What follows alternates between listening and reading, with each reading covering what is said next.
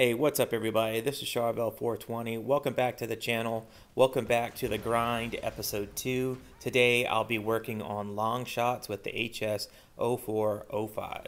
I structured this video in the following way.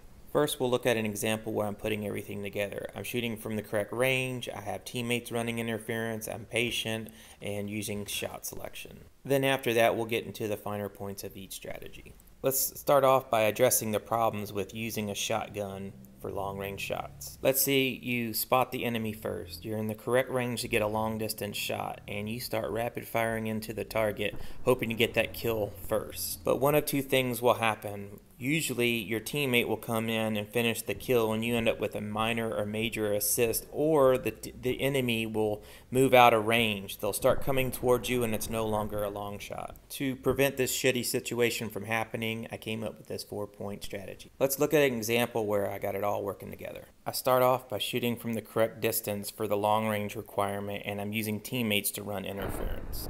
Patience is waiting for an opportunity to where you can kill the enemy in one shot. Shot selection is related to patience. You're basically cycling through the enemies, trying to find the wounded target. That one has full HP, skip, okay, damage, shoot at them, hit the car first, unfortunately. This one's wounded, shoot at them, boom. And just in that small cluster, I got 2 long shots. Alright, let's move on to the first topic, which is range on the Crossfire map. My starting location here is the yellow X.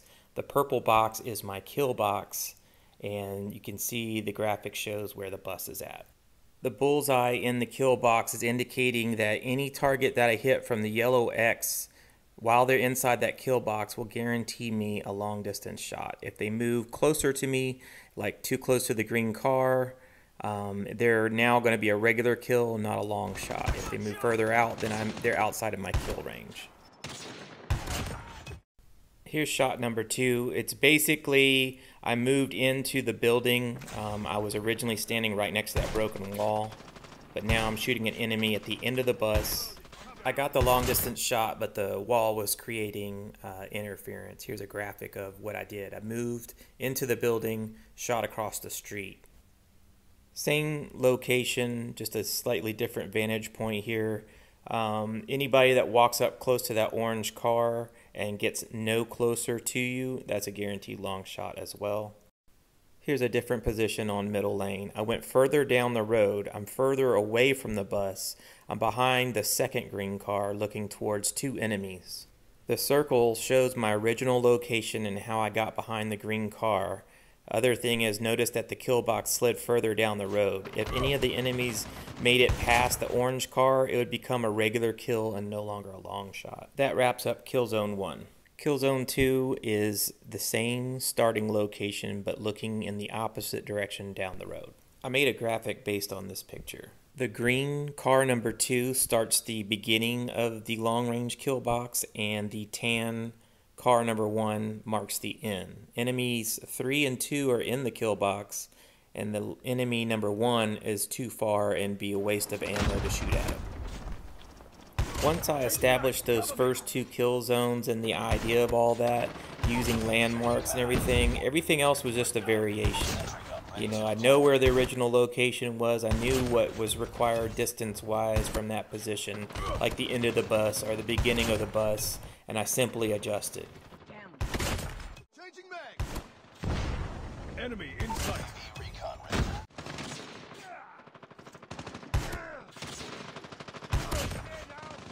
Sentry gun ready for deployment. XS1 Goliath is ready.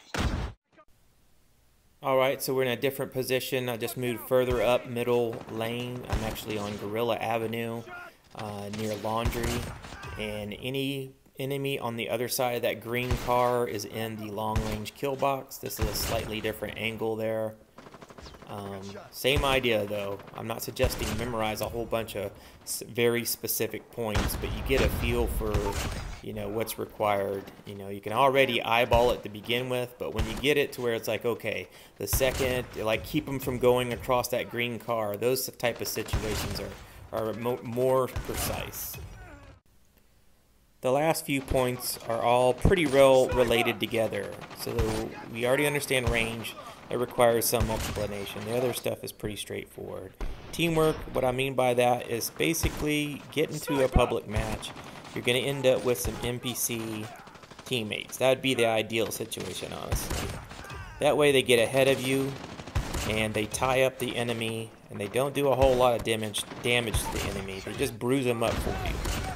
Let them, you know, get the enemy down like 50% damage or less, and then you stay in that long range position and pluck off your targets. Ideally though, they'd be down to like 30% of their hit points. That way, boom, one shot, one kill. And along the way, you're going to miss out on some kills because either you're going to have a real teammate on your team, or NPCs will sometimes just kill off the enemy targets. But the idea is to, you know, you only need 30 long distance shots. So you're just trying to go through these camo challenges as quick as possible. So, you know, normally with these shotguns, for me, my average at first was only like 3 long range shots per match, public match, and then I managed to get it up to like 5 or 7. So that way I usually would cringe when I get to the long range challenge, but now that I understand all this, it goes a lot quicker. It's just a few games and boom, I'm on to the next thing. So there we go. That's all the I think it's splinter camo for the long range. Now I just need to do some full attachment kills and whatever else is to come, and you'll see that in the next episode of The Grind.